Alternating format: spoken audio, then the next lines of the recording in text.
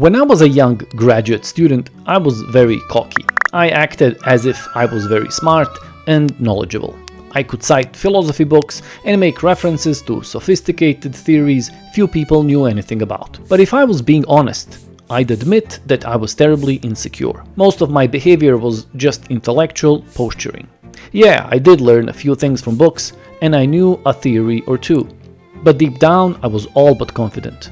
I had no system in my mind, and I struggled with recognizing which ideas were worthy and which were not. My only compass were the predominant intellectual trends, and I blindly followed the crowd. Now that I'm much older and hopefully wiser, I can see exactly what was missing. It was clarity. My mind was buzzing with ideas, theories, claims and counterclaims, but if you'd ask me to explain how it all fitted together, I'd freeze, unable to explain. Perhaps I'd mumble something that sounded good, but explained nothing. Clarity of mind is the most important intellectual virtue. It is something that usually comes with age and experience, but there are actually ways you can achieve it through learning. In this episode, I want to share with you a few practical ways you can achieve clarity and become a better thinker, making better decisions and improving your outcomes.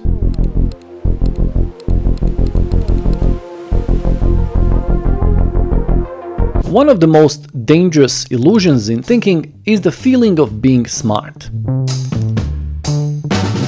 I learned that firsthand when, despite being articulate and informed, I struggled with explaining my views about complex things. Now I see that I was just afraid to admit that I was confused. And confusion often feels like intelligence because it creates density. We juggle many ideas and perspectives all at once in our minds, and we think that this quantity of thoughts implies depth. But if there's no structure to connect these into a coherent system, then confusion is the only possible outcome. If everything is connected to everything else in your head, then nothing is clearly connected to anything in particular.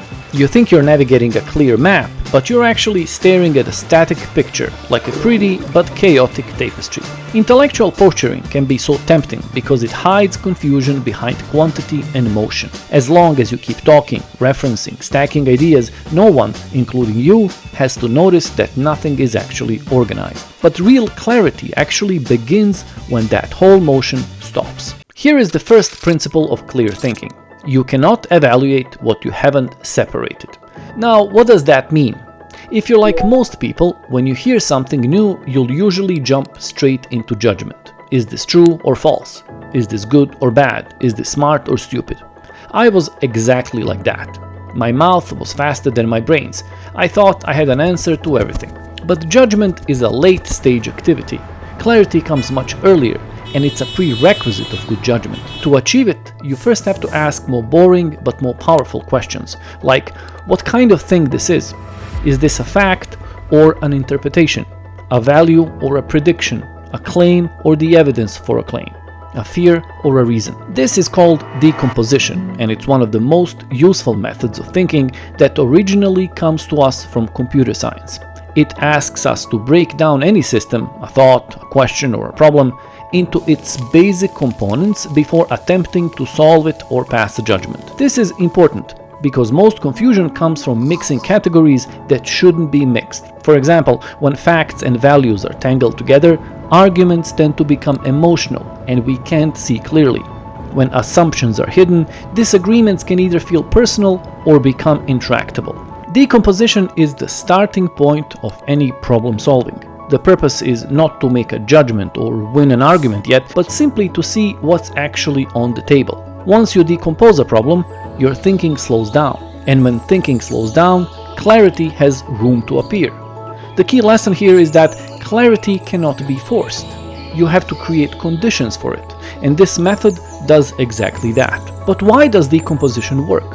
How is it possible that such a simple method has so much power? If you study any great thinker from the past, from Aristotle to Niels Bohr, you'll notice that all of them used decomposition as the starting point of their thinking. They did it for a very practical reason, because it helped them manage their cognitive load better. They refused to think about everything at once because doing so made it harder to think clearly. You don't have to be a genius to do the same. Take any complex problem, career decisions, moral questions, political disagreements, and notice what overwhelms you. In most cases, it's not the difficulty, but the entanglement. Problems become so complex and intertwined, and you struggle to see the starting or the ending point. Decomposition helps because it turns one impossible problem into several manageable ones. So for example, instead of asking, "What should I do with my life?" you separate and ask, "What do I value? What limitations do I face? What am I uncertain about? What trade-offs am I willing to accept?"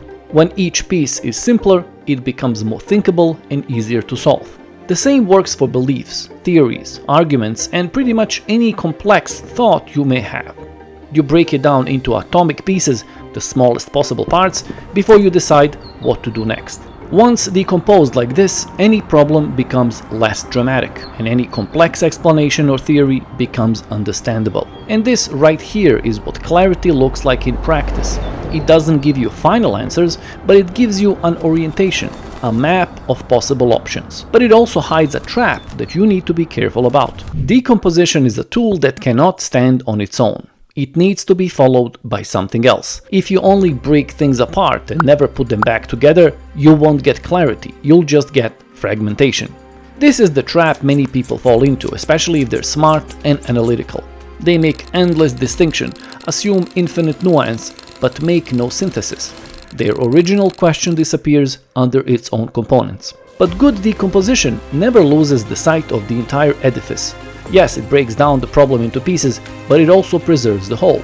The entire point of decomposition is to reassemble the pieces back together again, but this time with understanding of their role and functions in the entire structure.